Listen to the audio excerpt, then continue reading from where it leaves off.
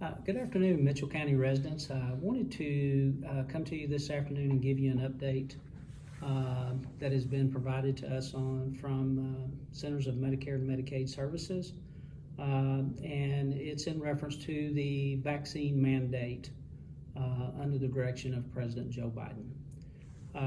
As everyone knows, I'm Robbie Dewberry, CEO of Mitchell County Hospital District, and this has become a topic, one that we're going to have to enforce. And I want to go through some of the timelines with you guys today and what we're doing for our employees. On November the 4th, Centers of Medicare and Medicaid Services issued their initial rules and guidelines for mandatory vaccine under the conditions of participation, which governs Mitchell County Hospital and Mitchell County Nursing and Rehab Center. Under that, we have some timelines to get everyone either vaccinated or give them the opportunity to apply for an exemption. There's only a couple of exemptions, and I'll go over those in just a second. But basically, the timeline is by January 5th, 2022, we either have to be fully compliant with 100% of our employees vaccinated or have a policy and procedure in place to issue an exemption that the Centers of Medicare and Medicaid Services will review when they come in and do our survey, which for critical access hospitals is every 4 years. We are anticipating a survey sometime after the first of the year. To be fully compliant with the mandate, you have to be fully vaccinated, our employees do, 14 days prior to January 5th, 2022, which puts us at a timeline of December the 21st to have everybody fully vaccinated or at least in the process of being fully vaccinated. As part of that process, there are two exemptions that employees can apply for. One is a medical exemption, the other is a religious exemption. We set through, our leadership team set through a webinar today put on by through the Texas Organization of Rural and Community Hospitals with Reed Clayman is a law firm out of Austin that went through their interpretation of the guidelines.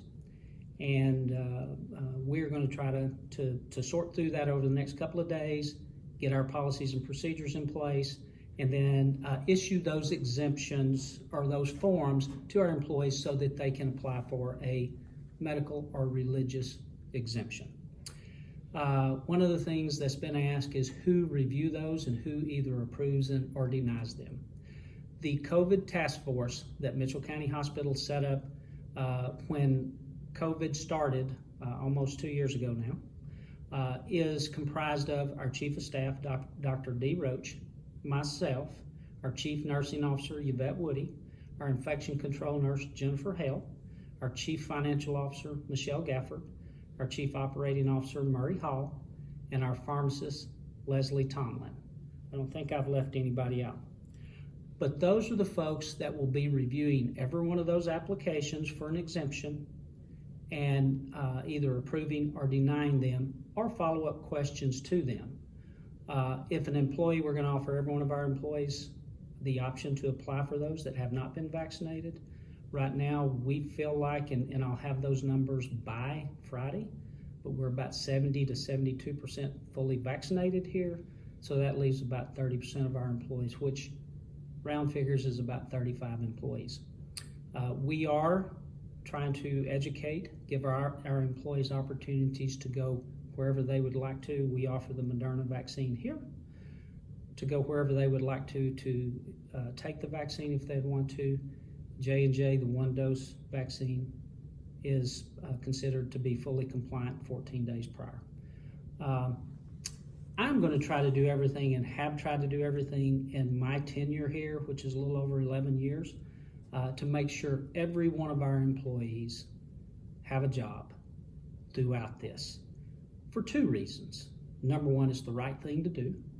And number two, without our staff, we can't provide the health care that you guys, the taxpayers of Mitchell County, have entrusted us to do. And so I'm going to do everything within my power and the COVID task force power to make sure that our employees have a job. I do want everybody to understand this is not Robbie Dewberry's rule. This is under the direction of President Joe Biden, issued through the Centers of Medicare and Medicaid Services in our conditions of participation. One of the questions that's been asked me, so what are the consequences if we don't comply? Well, our revenue for Mitchell County Hospital District is somewhere between $27 and $30 million a year. Last year it was a little bit down because of COVID. And if you take between Mitchell County Hospital and Mitchell County Nursing and Rehab, that's anywhere, our Medicare and Medicaid funds are anywhere from $10 to $15 million of that total revenue. If we don't comply, Centers of Medicare and Medicaid Services will start the process of issuing a deficiency. We have to then send in a plan of correction. And if they accept our plan of correction, which is still going to be to get everybody either vaccinated or give them the religious or medical exemption, if they sign off on that, then we continue to participate in the program. If not, they could start withholding our funding, which would basically put us out of business and we would lose all of our jobs for Mitchell County Hospital District. That's not an option for us, so we have to do everything we can to comply. We are still sorting through this with our attorneys. I want everybody to know we are working diligently to make sure that we do everything possible to comply with the COPs, the conditions of participation, but also make sure we maintain the employment for all of our employees. I promise and give you my word that I will continue to update you as we work through this. We are developing our policy. After today, we should have that done by Friday.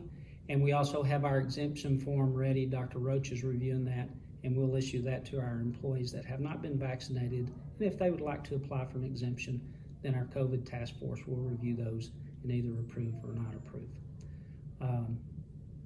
I hope this clears up some of the misunderstanding. I want everybody in the community to know I care about this facility. I care about our community. And we're going to continue to work diligently to make sure that we can provide the health care that you all have become accustomed to in Mitchell County. I thank you for your support that you've always given us, and look forward to working with you guys through this process. Thank you.